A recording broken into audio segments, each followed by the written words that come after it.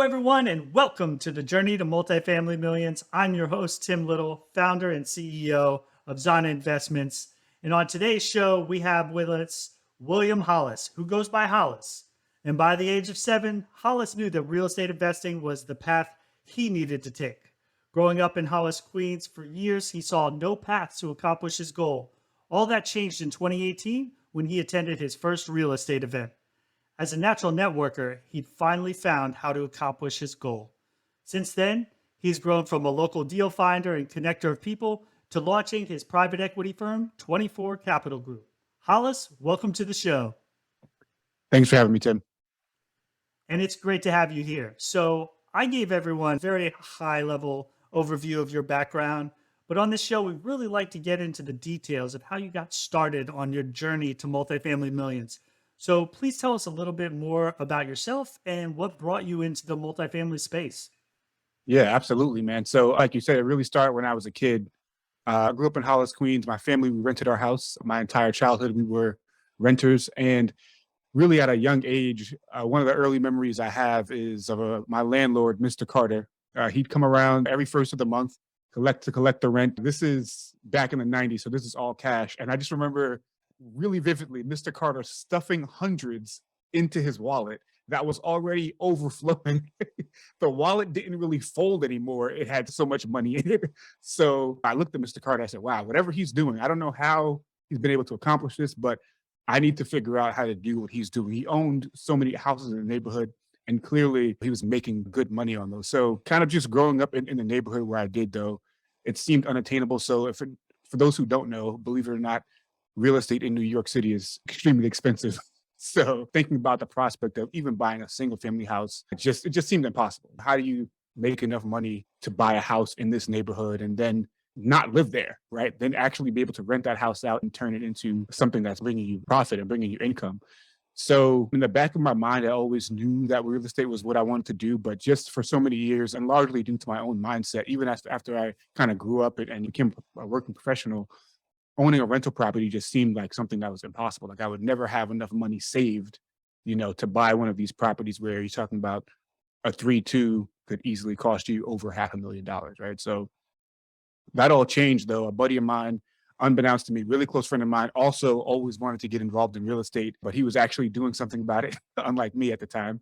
And he brought me to a local real estate meetup. And the topic that they were talking about that night was actually wholesaling real estate. I started to learn about that. And for those of you who don't know what that is, it's a great way to get through the doors of real estate. Basically, you source deals for other investors, right? So you go out and do the legwork of going out and getting these deals, and then you're able to actually flip those over to investors without needing very much of your own capital. People will say you need no capital. That's not true. You need some capital. So we started a business doing that. We were doing wholesale deals. I had moved to Connecticut by that point, so we were doing deals here in Connecticut. And as I was going through and doing those deals, it was good. There was income, but it's really another job. There's no passive aspect to that at all. The moment you stop making phone calls, the money stops coming in. And that really wasn't what I wanted out of real estate. I wanted to be able to have that passive income aspect, or at least somewhat passive, just some reliable income from real estate. So I started looking at actually acquiring some of the properties that I was selling off, and quickly ran into the same problem I had when I was 7, is that real estate in the Northeast is very expensive, right? I started looking around at how do I get capital? How can I get people to come and join me in investing in these deals so that we can actually make some of those purchases? And in the single family space, even in the small multifamily space, right? When you're talking about 3 or 4 units, the spreads aren't really there if you have investors to pay back as well, right? If you're talking about somebody who you also have to share profits with, then very quickly your cash flow goes from $1,000 a month very quickly down to 200, maybe 300. And then it's, wow, is this even worth the effort for me to do this?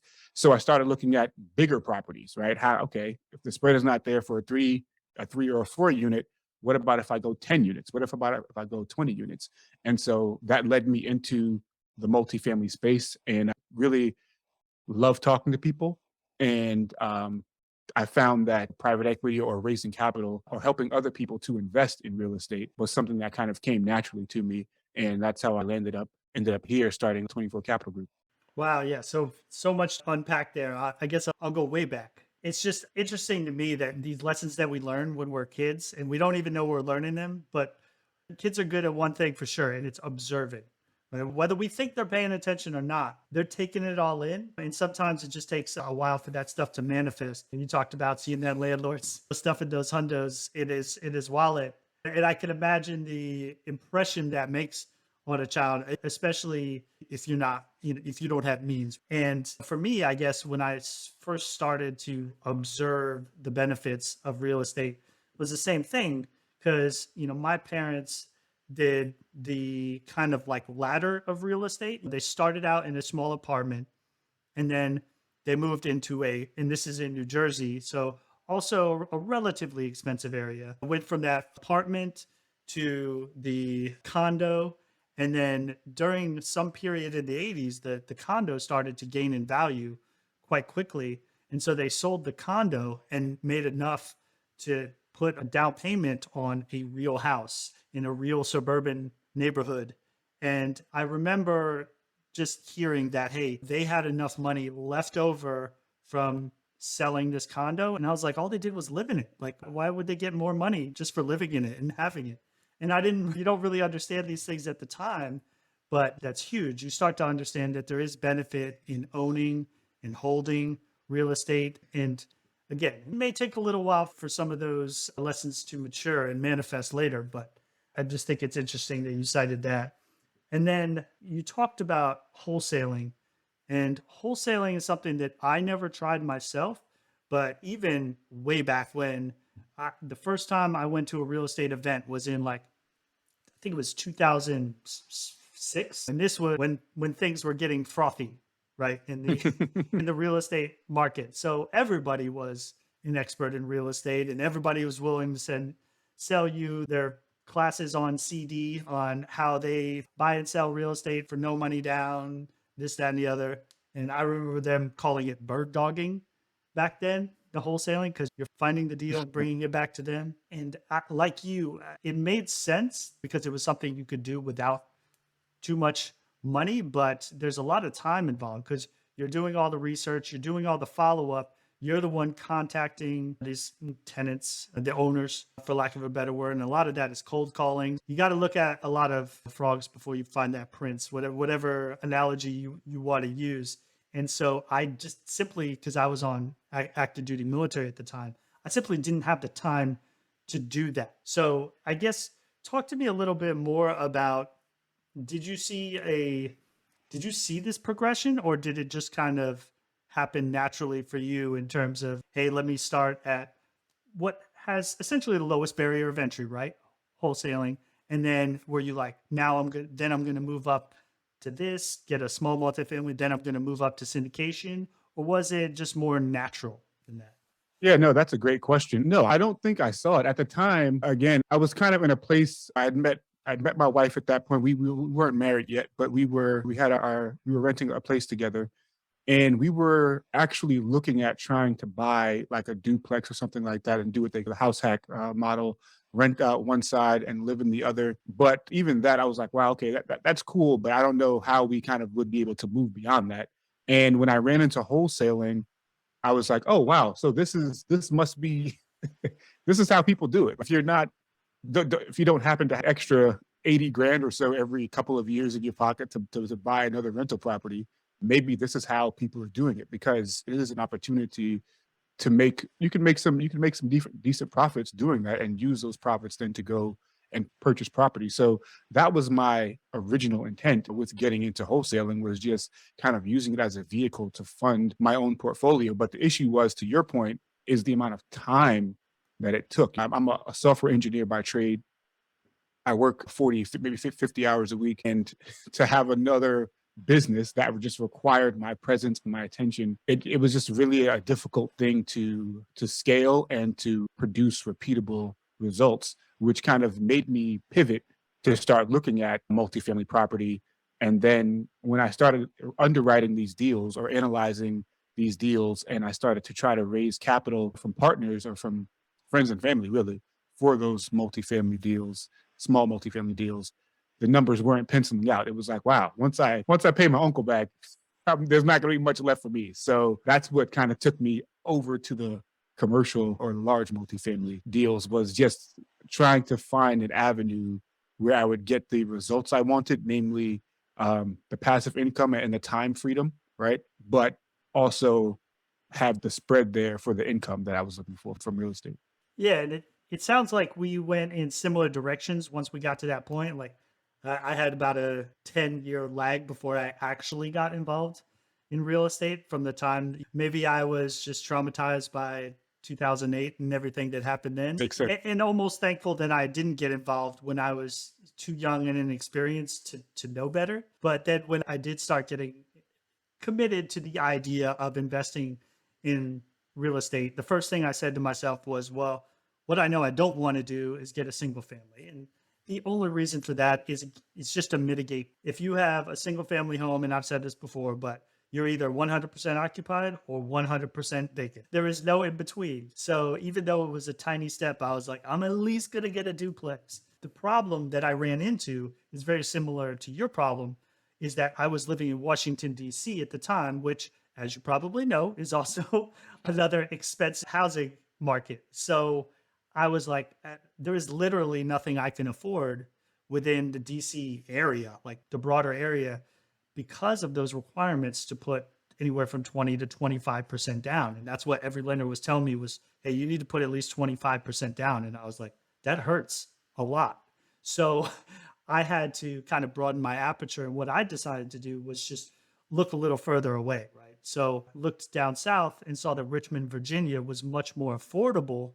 And so we made like a weekend of it, right? You did some research ahead of time, made some connections with some realtors down there, and went and checked out Richmond, checked out the town, but then also went on a tour of 5 different duplexes while I was there.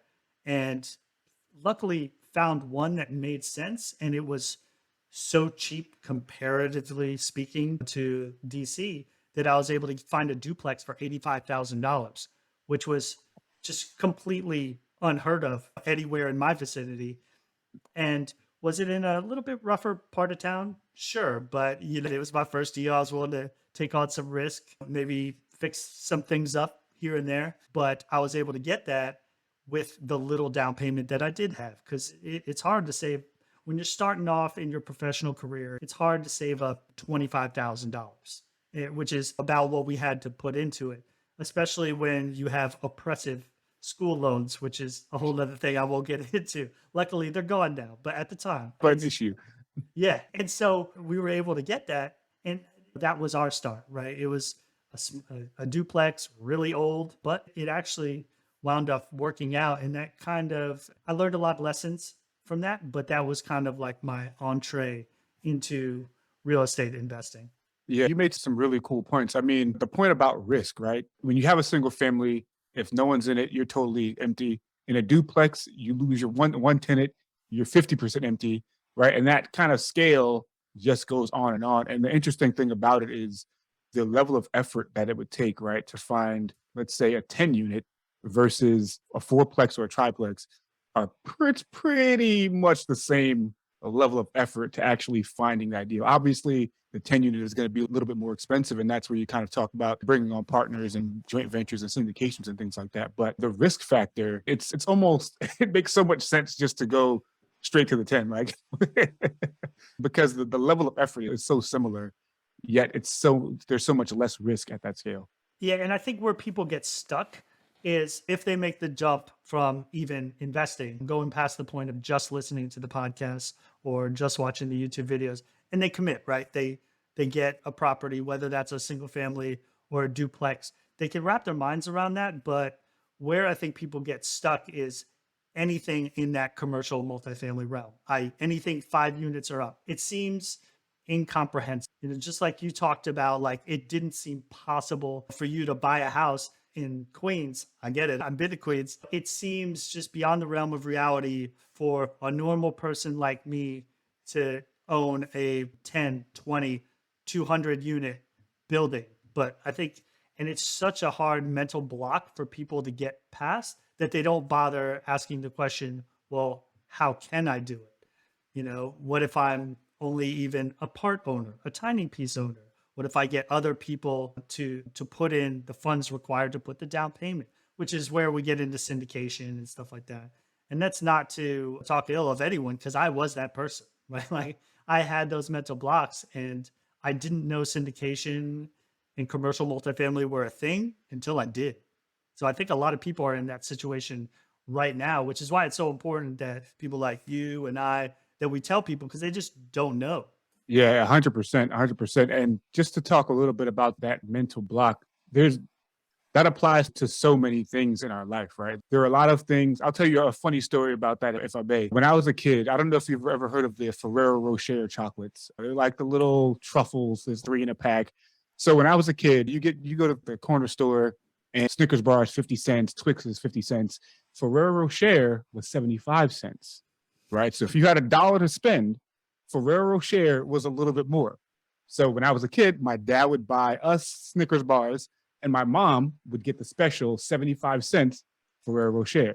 My entire life growing up, that's what happened. In my mind, I could not get a Ferrero Rocher. It was just impossible. It was beyond my reach. As an adult, I tell you, I did not have a Ferrero Rocher until I was like 22. It was just too fancy. You couldn't even touch it. It was crazy because going back, but that speaks to the mindset thing, right? Like we kind of are brought up, or maybe for whatever reason, we think about things in a certain way and we create these barriers and these walls for ourselves that we don't go beyond, even when we're more than capable of doing it, right? 75-cent candy, I could have bought that when I was 12, but I believed that I couldn't, that I wasn't allowed to do it. And I think especially in commercial real estate, it's a lot of that being just the fear of thinking that, listen, this is not something that I do. People like me or people like X or someone who's not Y doesn't do that, right? And so a big part of it is being able to remove those sort of mental barriers. And something for me was just looking at the numbers, right? Like, okay, if I need this amount of money to buy a single family, well, what if I took that same amount of money and I contributed toward the purchase of a 10 unit or a 20 unit, and I got 10% of that deal instead of owning 100% of it? Well, 10% of something is better than 100% of nothing, right? And so kind of taking that analytical approach to it was something that really helped me to move beyond those mental barriers.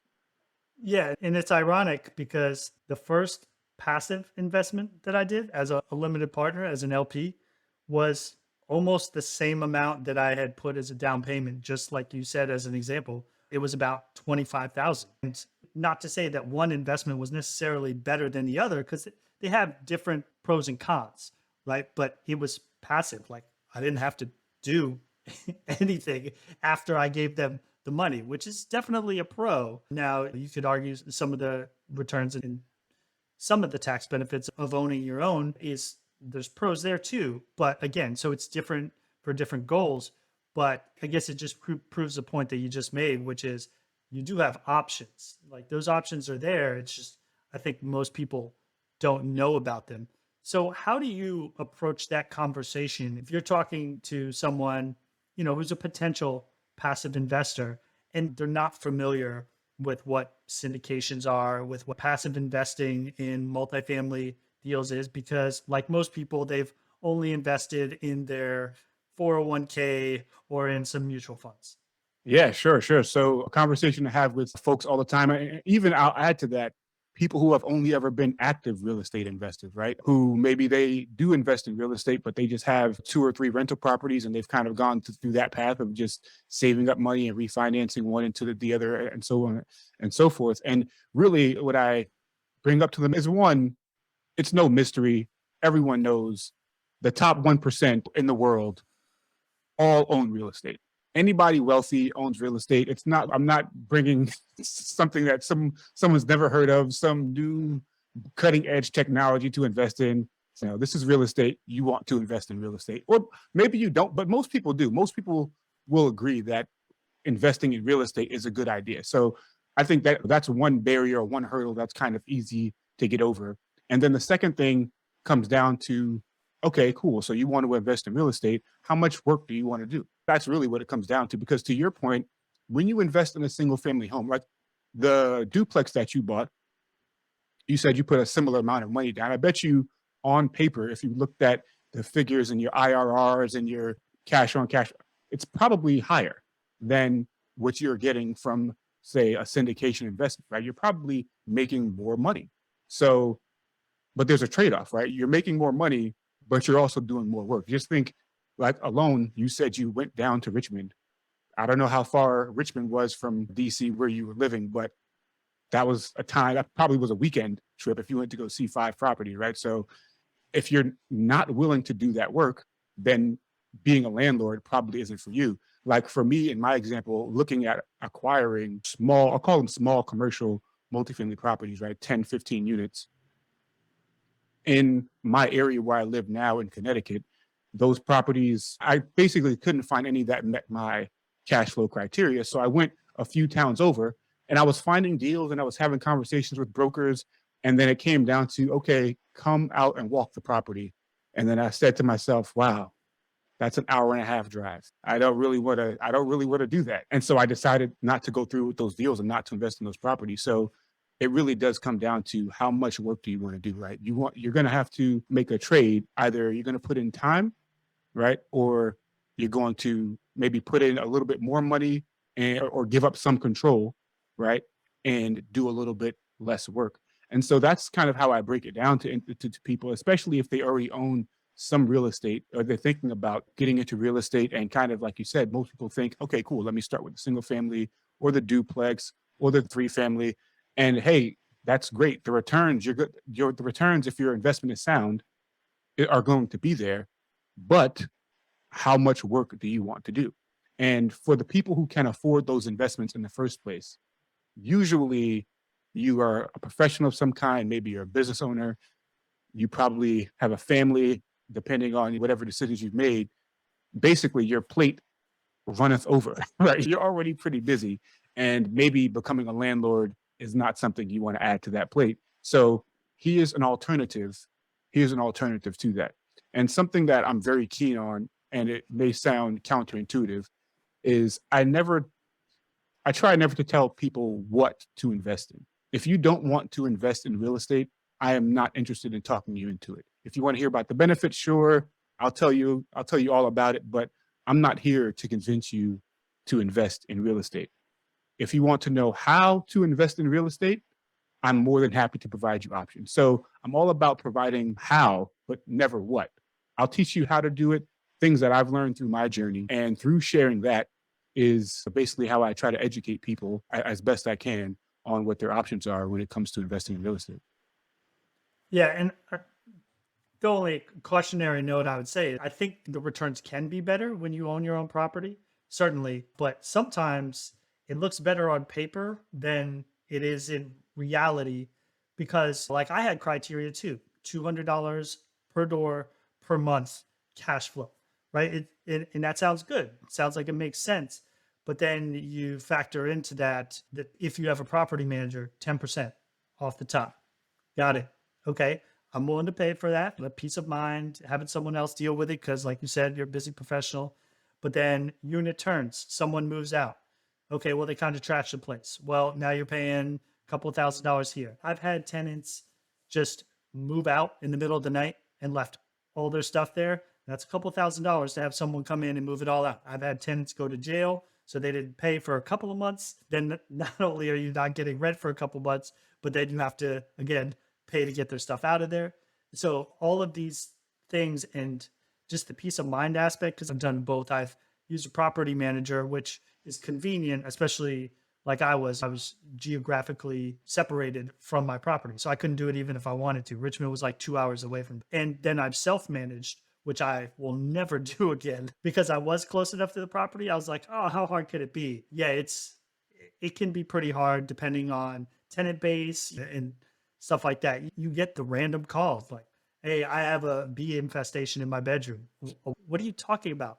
Yep, it burrowed into the windowsill. And now it's like this stuff you can't make up, but you're like, oh, okay. And if you're the one, then you got to deal with it. So I think you certainly can't put a price on anything, but I think there's something to be said for that peace of mind aspect to where even if you are getting better returns, sometimes people prefer to have that peace of mind that they're not going to get that phone call, or they're not going to have to worry about finding that money to pay for these repairs. And what if the roof goes? That's another $10,000. And just not having to think about any of that stuff is attractive to some people. Other people, they're much more hands-on and they love that stuff, right? They love to go to the property to fix it themselves, put a little elbow grease in there, and I applaud that. So it just, like you said, it really comes down to what the priorities of the respective investors are, I think. Yeah, 100%. What, like you said, what are your goals, right? What are you trying to accomplish? How quickly are you trying to accomplish it? And risk tolerance as well. If you are you willing to allow others to be stewards of your money, even though you're probably doing that already? But when you make a real estate investment, I think people get a little bit more apprehensive about that because even the word syndication sounds all mysterious and like crime lord gangsters or something like that. So there's could be a little bit of a mental block there too. So, but it really comes down to people's goals and their risk tolerance and how much work do you really want to do? Yeah. And I think education, like you said, is a big piece of it too, because I wanted to learn more about it. And so eventually I was like, okay, so if I want to do this myself, I can either pay some big coaching program, $20,000 to teach me, or I could just try to invest in a deal myself. And then because I'm giving money, I have the ability to ask questions. That's how that works. So passive investors know that if you're investing money, you can ask questions. Shouldn't go overboard with it. And so that's exactly what I did, right? And seeing that first distribution check, that was like the proof of concept, like kind of like wipe my brow. Okay, this is real. I won't be on the next episode of American Greed. And it's a huge relief because it is, I think, a leap of faith whenever you're handing large sums of money to someone and just hoping that they're doing what they're telling you they're doing. So I don't know. That's my perspective on it. And I think a lot of investors feel that way, especially the first time. After that, Yeah. they understand that they see the updates on the property and how things are going, and they're comfortable with the asset. But I think that first time telling investors like, hey, this is how it works, they may be like, okay, but there's still a little trepidation there. And I think that's completely warranted whenever you're investing in something new. Yeah, anything really, right? Anything that anytime you give anyone your money, I mean, think about when you're buying your family home or even you're buying a car, you're reading all sorts of reviews, you're digging in as deep as you can because at the end of the day, it's money and you went to work for it and you don't want to lose it. So definitely I encourage everybody to ask questions. And the other part of it too is it's not to say that investing as a limited partner in a deal is totally work free. Like that, it's not that there's a zero effort whatsoever, because if there is, then you're not doing it properly. You need to do due diligence on the people you're investing with, on the deals you're investing in. If you don't know what questions to ask, educate yourself on what questions to ask people who have done it. That's where the work comes in when it comes to investing passively, is just you really need to ask questions and understand the right questions to ask so that you can become comfortable with your investment, because you shouldn't invest in anything that you're not comfortable with. Absolutely. Yeah. Be an educated investor. Well, hey, we could probably talk about this all day, but I want to move on to the turbo round. So I'm going to ask you three questions that I ask all my guests, and I just want you to go ahead and give me a quick, honest answer. So the first one, what is one red flag every investor should look out for? And that can be either a passive or an active investor. So since we've been talking about passive investing, I'll stick with that. A red flag is if a deal or a sponsor does not have any market data or research to back up their projected returns. And just to touch on what that means a little bit is the returns that you're supposed to get are probably based on some improvements they're going to make to the property, but it really comes down to how much money do they think this property can make, right? How much can they get for rent? Well, if I tell you that this apartment is going to rent for $1,300 a month after it's all fixed up, I better have some data to back that up, right? I should make sure I'm not just making it up. I need to have some rent comparables, and you could do a whole nother podcast on how to get that type of data. But a red flag is if that data is not presented, or you ask the question and the operator can't provide an answer. Absolutely. And as far as I'm concerned, they should present that data, not only why it's possible, but show you where that deal stacks currently with its comparables. Right now, it calls for concern or something that they should be looking at. And I would question any operator who doesn't show the evidence for what they're saying. Absolutely. All right. What is a myth about this business you would like to set straight? Wow. So It's at the bottom of the pack in terms of how high its rents are. And that's why it has the potential to go this high once you add value to it.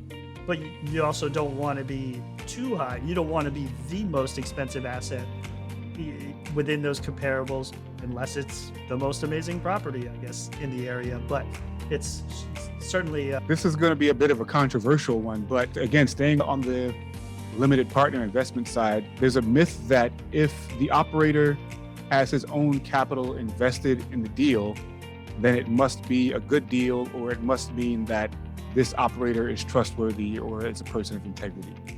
The reason that is a myth is because, one, sure, do operators want to invest money in every deal they do?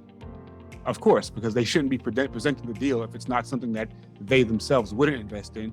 But the reality is eventually they will run out of money to invest themselves, right? They don't have an infinite money tree to draw from to just keep on investing in deals. And for most operators, you're talking about someone doing several deals a year, right? So if you're doing 4, 5, 6 deals a year for 5 years running, you probably won't have capital or liquidity to invest in every single one of those. And the other side of that coin is, just because the operator has invested their own capital in the deal doesn't mean that is a good deal. That shouldn't be your sole requirement, the only box you need to check. You still need to do a lot of due diligence, both on the operator and on the deal, to make sure that, again, their claims or their pro forma or their projected returns are still going to be there, that there's hard evidence to back it up. The operator's skin in the game is only a small piece of the puzzle that you should look at when considering deal worthiness. Yeah, I couldn't agree more. Slightly controversial. I think it's just one of those things that's an indication of alignment of interest. But there are many others that investors need to be looking at as well, whether that's preferred return, the splits in the equity, be it 70-30 or 90-10 in favor of the investors. So all of these things I think investors should be looking at. In addition to, now I would probably get concerned if the GP didn't have any money in the deal, but still, to your point, it doesn't mean the deal is good just because they do have their money in the deal. And interesting, I'm sorry. No, I was just going to say, and I think it's an important point that you raise to kind of dispel expectations for passive investors too, to be like, well, why isn't he investing, like the same amount of money I am? Well, okay, like you said, my money tree isn't endless, so I can't put $100,000 in every deal that I do, because it'll run out so quickly that I won't have enough capital to invest in it. It's just that simple. Yeah, and then the other side of that coin is too, I think sometimes we don't take into account the amount of money it took just to get the deal to the closing table in the first place, where we are actually raising capital for it, right? The GPs or the operators do have money. It may not be money in the same bucket where your money is going, but believe me, they have money in the deal. Right, and that money is potentially at risk, right? Risk capital, just like money going hard, sometimes day one, depending on what stipulations they have. So I think there's an appreciation that needs to be had for the risk that a lot of these GPs are taking. 100,000, 500,000 hard day one. That is a significant amount of risk on the part of that investor. And that probably speaks more volumes to how they feel about that deal than anything else. So, all right, the final question. What does success look like to you? In one word, integrity. So in anything that I'm trying to accomplish, I want to be able to look at myself in the mirror the same way that my 10-month-old son looks at me right now. And I think that really just requires a very high degree of integrity in anything I do, whether it's in real estate, whether it's at my job as a software engineer, dealing with my family, things in the community. To me, I'm successful, or I've had a successful day even, if I can, at the end of the day, look at myself in the mirror and say that I've been able to operate throughout the day as a person of integrity. Yeah, and that's such an important benchmark. And I didn't realize that I probably think about it the same way. Some people say, hey, would you give this deal to your mom or your uncle. That's one thing, but how you conduct yourself, just in a general sense, and would your son be proud of you if he were old enough to understand? Would your daughter be proud of you? Mine are 4 and 7. Would I be able to look them in the eye with how I conducted myself? And if you kept that in mind with everything that you did, it would be hard to stray from that path, I think. Yeah, I'm telling you, being a new dad, total game changer on so many levels. I think there's a level of accountability there. Even though he's only 10 months, he doesn't even understand how to put the spoon into his mouth instead of into his ear. But there's a level of accountability with him even now that is something that I really cherish and would never want to break. Absolutely. Well, all right, Hollis, hey, this has been great. Please tell our guests how they can get a hold of you and if you have anything else that you'd like to share with them. Yeah, for sure. So our website is 24capitalgroup.com. You can just go to that website there, and that's where you can find out a bunch of info about us. I'm really active on LinkedIn. You can just look for me by my full name, William Hollis, or you can scan this QR code right here in the corner, upper right corner, if you're watching this on YouTube. Additionally, I'm really trying to give something back to the community, all different types of communities, really. And throughout the end of the year, I'm doing a drive to donate $1,000 to charity. And I want your listeners, Tim, to help me to do it. So if you scan this QR code right here on the bottom right, it'll take you to a page where you'll fill out a little survey, and then you'll have $5 gift card to donate to the charity of your choice. If you're listening on the podcast, the URL for that is link.24capitalgroup /JTM. And I'm sure Tim will put that in the show notes. But those are the ways you can get a hold of me. I'm really active on LinkedIn. If you message me on there, I will 100% respond. And I look forward to talking to all you guys. No, that's awesome. And we appreciate that. We'll certainly have those links in there so that people can find out how they can donate. Also, I just want to say that I appreciate you coming on. It's been a great time talking with you. And I look forward to seeing you do big things on your journey to multifamily millions.